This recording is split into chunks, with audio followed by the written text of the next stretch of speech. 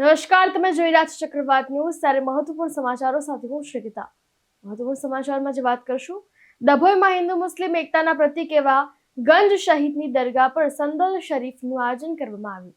ડભોઈ લાલ બજાર વિસ્તારમાં આવેલ ગંજ શહીદની દરગાહ પર આજ રોજ હાજી સિકંદરભાઈ દ્વારા સંદલ ચડાવવામાં આવ્યો।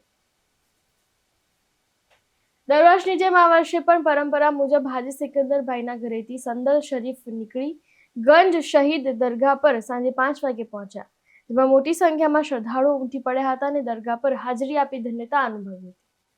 સંદલ પોશી બાદ ચડરપોશી કરવામાં આવી અને દરગાહ પર ફૂલ ચડાવી દુઆઓ કરવામાં આવી હતી। ઐતિહાસિક દરગાહ ગંજ શહીદ ડભોઈમાં ખૂબ પ્રખ્યાત છે અને તમામ ધર્મના લોકો અહીંથી પોતાની મનોકામના પૂરી કરે છે। ત્યારે સંદલ બાદ આલિમ દ્વારા ખાસ દુઆઓ કરવામાં આવી, જેમાં ખાસ કરીને ભારત દેશની હિફાજત અને દેશની શાંતિ તથા સલામતી અને તરક્કી માટે પણ ખાસ દુઆઓ કરવામાં આવી હતી। अस्सलामु अलैकुम व रहमतुल्लाहि व बरकातुहू।